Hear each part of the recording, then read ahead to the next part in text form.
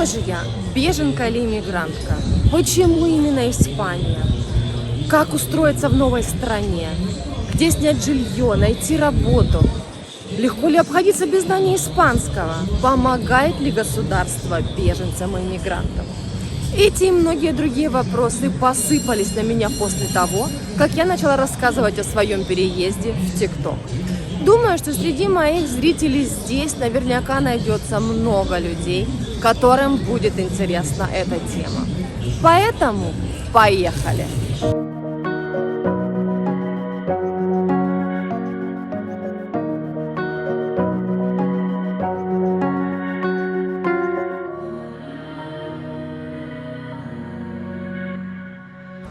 Привет, я Лара.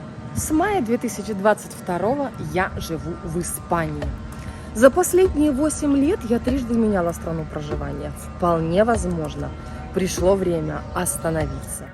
В 2014 из Донецка я улетела в Египет. Какое-то время жила там. Переезжала работать на солнечный остров Кипр. Провела в общей сложности на нем немногим больше года.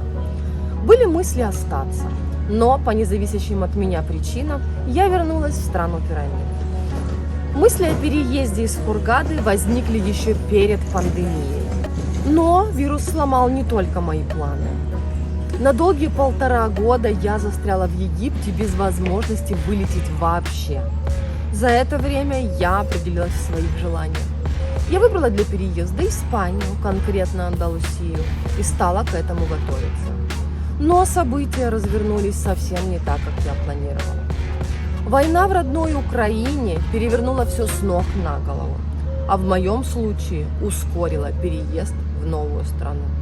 Надеюсь, что этим небольшим предисловием я внесла ясность, почему же именно Испания. Ну а теперь подробнее о том, как все происходило. Но для начала несколько разъяснительных моментов. Думаю, многие знают о том, что программы защиты для украинцев в связи с войной очень ускорили процесс оформления документов, которые дают право легального пребывания в стране, трудоустройства, а также помощь принимающего государства. Но, судя по комментариям в своем ТикТок, я поняла, не всем известно о том, что такие программы существовали задолго до начала войны в моей стране.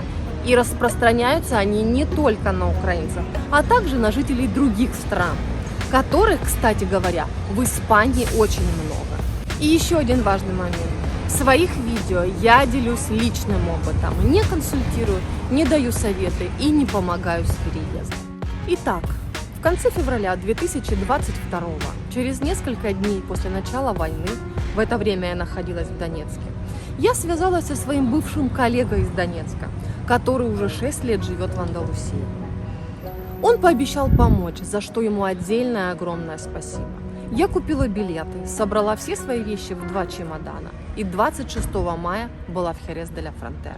Так как в связи с войной я потеряла работу и возможности снять жилье самостоятельно у меня не было, я обратилась за помощью в ассоциации, которые помогают с временной защитой украинцам.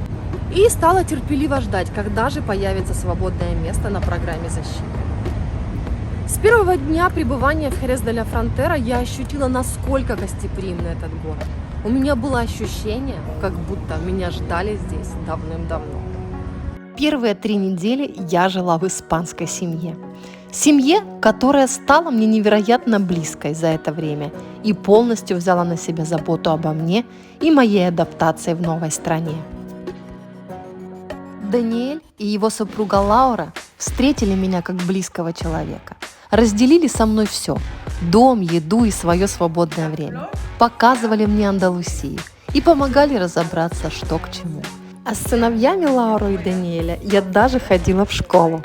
Мы вместе готовили еду, в том числе и украинскую. Практически в первый день моего приезда замечательная испанская семья, которая меня принимает, попросила сварить борщ. И так настал тот момент, я очень надеюсь, что я ничего не набокопорю, потому что мне хочется порадовать замечательных людей вкусным украинским борщом. У меня очень ответственное задание – украинский борщ для испанских друзей. Переживаю сильно, надеюсь, все получится.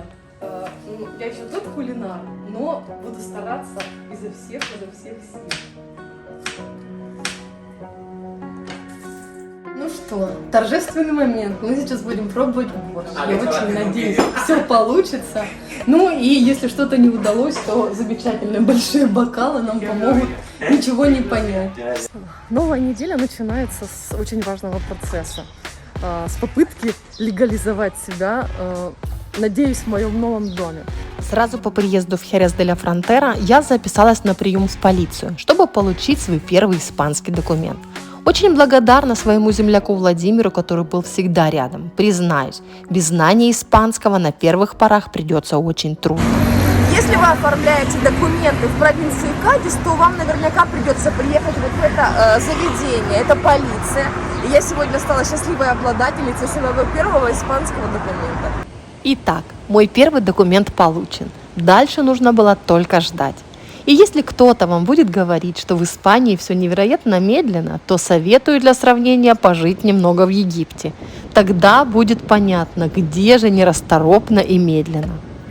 Ну что, меня можно поздравлять. После 3 недель ожидания, наконец-то я попала в программу помощи беженцам. Временное жилье оказалось очень хорошим, а заботу обо мне полностью взяла на себя ассоциация, которая занимается украинскими беженцами. Что теперь? Испания дает мне около 12 месяцев на то, чтобы я выучила язык, адаптировалась, устроилась на работу и стала самостоятельной. Все это время страна будет поддерживать меня и заботиться обо мне. Я оформила еще несколько необходимых документов. Временную прописку, зарегистрировалась на бирже труда и в поликлинике. Сейчас жду пластиковую карту иностранца, которая будет моим основным документом в Испании следующие 2 года. Я активно учу испанский, завожу новых друзей, изучаю Андалусию и все больше проникаюсь ее особой атмосферой. Так кто же я? Беженка или иммигрантка? Пожалуй, этот вопрос я оставлю без ответа. А как меня называют другие, неважно. Многие пишут, что же дальше? Все это, защита, жилье, поддержка, временное, тебе никогда не стать испанкой. Знаете, в контексте нынешних событий никто из нас не знает, что ждет нас в будущем. Война научила жить меня сегодняшним. О том, что будет завтра, я подумаю завтра. А сегодня я еще раз говорю огромное спасибо Испании, в частности Андалусии и Херес де ла Фронтера, за такой невероятно теплый прием. А также огромное спасибо всем людям, которые меня приняли, встретили, поддержали и продолжают заботиться обо мне. Люблю вас всех. И еще одно. Готова ответить на ваши вопросы. Комментируйте, пишите, спрашивайте. А также приглашаю вас вместе со мной открывать зажигательную, невероятную и опьяняющую Андалусию. Присоединяйтесь!